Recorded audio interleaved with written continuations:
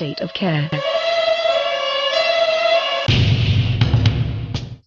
Hello and welcome to the State of Care podcast, episode 8. Today's episode is presented to you by myself, Leonard Tanner. And myself, Afa Assessor. Today we are fortunate enough to be seated with Mo, who has recently received his refugee status in the UK and is currently going through the leaving care support route. Today's episode, we're going to give us a bit of chance to understand care through the eyes of a young person going through the care system. With no further ado, I'd like to welcome Mo to the State of Care podcast. Thank you for joining us, Mo. Hello, my name is Mo. I'm from Afghanistan. I'm living in the United Kingdom. I'm 19 years old. I'm studying course of ESOL with mechanic. Yeah. Okay, that's good. Fantastic. So what's your plan? What's your plans here? What are you studying first of all, Mo? What are you actually studying? Mechanics, you said, right? Yes, mechanic. Yeah. And what's your future plans? My future plan is I need to be working one of the person who is working in company of mechanics or normal companies, garage. Okay. Car mechanic, yeah. Okay, Fantastic. That's good. Fantastic. And I mean, Mo, if you could tell the listeners, how's your experience been going through the UK care system so far? That was so hard, you know. Yeah. Yes, it was so hard. When I was come to this country, right? So they put me on foster family, right? Yeah. So at the same time, they moved me from one of the foster family to outside London. It's called in Kent, right? So when I was there, I'm living with some foster family. They are from my country as well, you know. Yeah. So I don't even like the place. Even my foster family knows I don't like this place. So everyone knows. But they didn't even move me from there. Then after after 2 years or nearly 1.5 years, so I make some problems, you know. Mm. So, and yeah, but we moved from there, come back to London, to Croydon, so I find out somewhere garage. Okay, Right. so you moved to Croydon? Yes, I moved to Croydon from Kent. I came to Croydon, so I come back. You know, when I was come there, the first time I think come to Croydon, right? Okay, was you in foster care when you moved to Croydon, or was it? Yes. No. Okay. When I moved to Croydon back, no. I was living somewhere. I think there's a 24/7. What do you call unit. it? Yeah, semi-independent. Yeah, shared accommodation. Yeah, shared accommodation. Yeah. Okay. So I was living there for I think nearly 2.5, more than maybe 2.5 years or more than that. So on the same time I was working somewhere on garage work experience, right? Yeah. So yeah, I think about future, so I find out something, and that's what my plan is. So I need to be a mechanic. That's right. So Mo, did things improve when you left foster care into the 24-hour supported unit? Did that make things better for you? What do you mean? Because you mentioned how things were not very good with yourself in the foster care home. So when you finally left the foster care home, did things get better when you moved to the 24-hour? No, that was so hot. Because when I was leaving somewhere, you know, but on this place, so obviously maybe I'm not liking it, or maybe I was feeling not good, you know, on the same time. But when you come somewhere, obviously, if you're going to go to different countries, you don't understand maybe the language, maybe the people, you don't know even the rules, all right? Yeah. Mm-hmm. That's why I always like London. So London, so obviously, got mixed people, you know, everyone is there.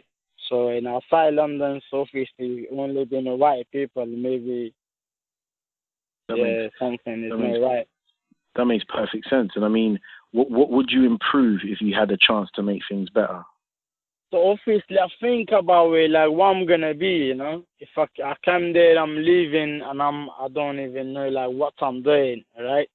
Mm-hmm. we're actually living on the same house, but one of my friends, right, he's taking me to the garage. He was working there as well.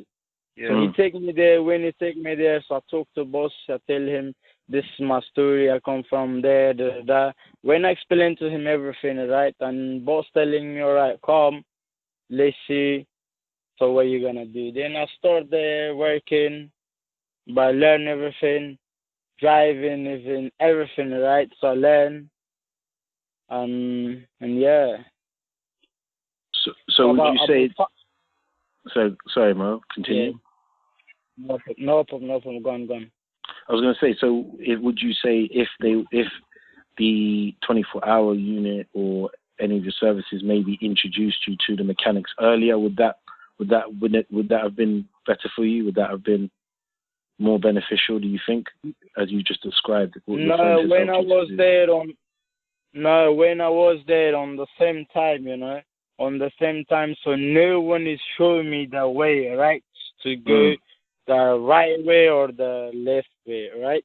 That's why I was so confused. I see. And so when I was moved from the first care, that was so hot as well, like I'm living by myself. I see. So better guidance was given, and clearer guidance was given. And would that have been better for you overall? That would have helped you, do you think, at the beginning to make it less confusing? Yeah, it is. Obviously, someone is giving me good advice, Okay. Well, but in this country, so obviously, everyone is not going to give you good advice.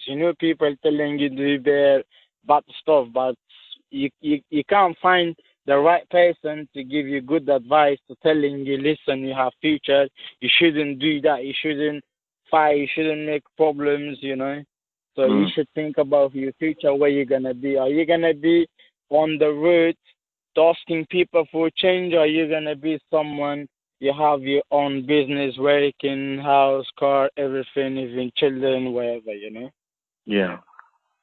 Well, through your whole experience, going through the care system, whether it may be from the early stages of home office, perhaps, to early stages of maybe foster caring, to semi-dependent. In regards to your whole journey through the care system, is there anything that you would have liked to change? Is there anything that you was not happy with that required change? Yeah. On the same time, I told you, when I was trying to move to that place, the location, right, to change me back to London, I was not happy, So I see people, but they're kind of racist as well, Like, obviously, when you see how they are, how you're moving, even you can't speak, properly, and this kind of stuff. That's why I told them, like, oh, can you move me from their place, because that's not good. One day something is going to be bad, But that day is calm as well. Yeah. Okay, so I mean, what are you hoping to achieve through this whole experience that you're currently going through now? Now I'm actually good, So I find out about my future, like what I'm going to be, what I'm doing. If I was actually in Kenya right now, but the moment I'm saying about somebody else, if anyone else come to this country, that's very hard for them.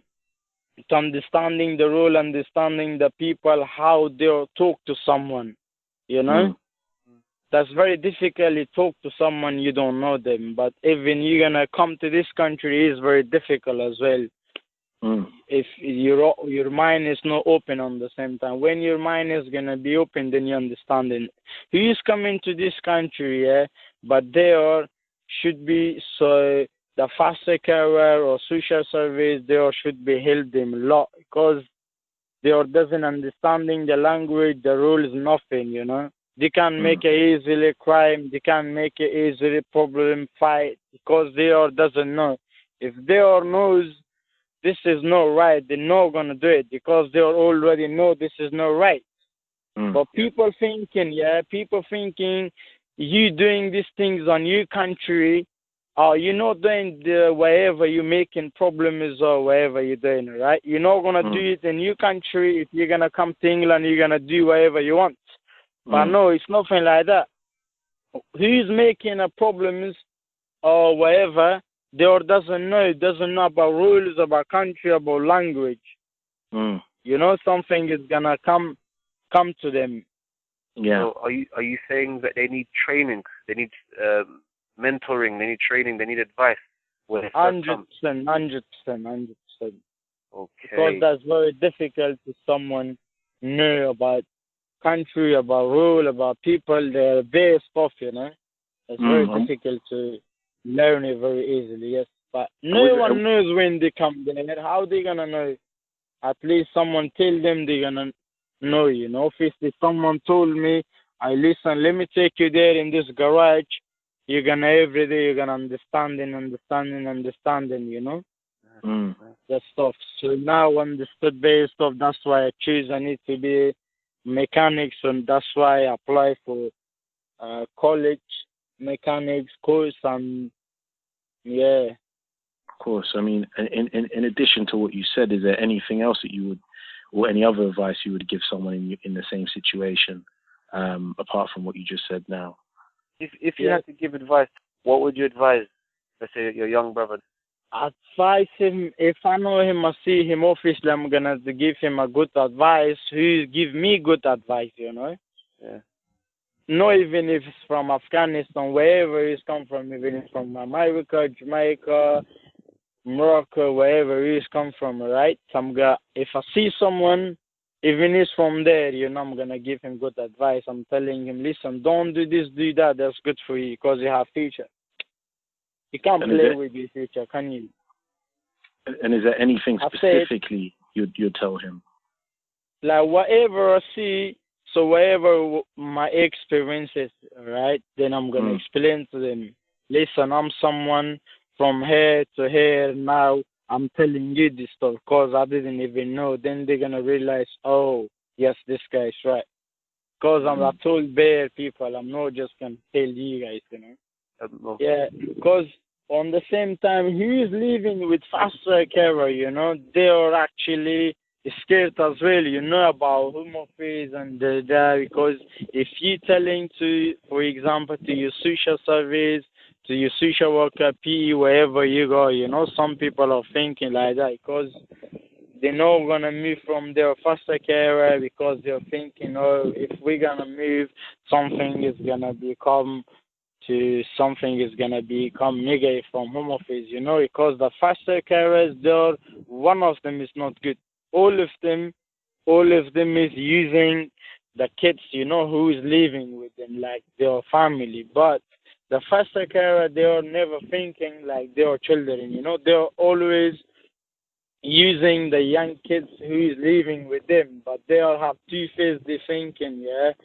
Or we look after this young boy like our son, like our daughter, whatever, you know. But they are never doing this kind of stuff. They are just only watching for their money. That's it. Nothing else. Okay. No, even I'm not just saying it's only me, but see bare people. That's what I'm telling you guys. Fantastic. Thank you very much, Mo. No problem. Well, that's all for today's episode 8, and we've been fortunate enough to spend time with Mo. Is there anyone you would want to dedicate this podcast to, Mo, that you think deserves some form of accreditation, or congratulating anyone that's helped you on your journey so far? Is there anyone you would want to mention? Yeah, 100%. Why not? Sure. Obviously, like me, bare people has come to this country. Not even from Afghanistan. Bare people come from every country, you know. So I can join anyone if you want. So that's something is good for another youngest who's coming in this country. Even it's not about who's coming in this country. Bare people have family there, born there, they are right, they are living with foster care, you know. But that's good even for them as well. Thank you so much, making this interview or whatever it is, you know. Appreciate, because trying helping youngers, you know, not even me, even everyone who is living actually in this country. Appreciate a lot, because you telling to gatherings or whatever to whom I face, I don't even know, but I know something is positive. That's why I'm telling you guys it's gonna pass. Thank you, and we appreciate you coming into this podcast and speaking your truth as well. Who knows, in the future, maybe we may all work together and we might give advice to more asylum seekers, more refugees when they come here, and we may all take your advice. In fact, I think we should take your advice and give more advice, give better advice and early intervention advice to young people when they first come into England, and explain the system to them so that we can all work together much easier at an early stage when they come to the country. No problem. Anytime, sir. Fantastic. You. Fantastic. For those who want to find out some more information, check out our website, www.totalcareunit.com. If you wish to send us any information, you can send us an email at info@totalcareunit.com, or check us out on twitter.com/state_of_care.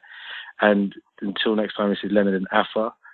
We wish to say goodbye and stay safe.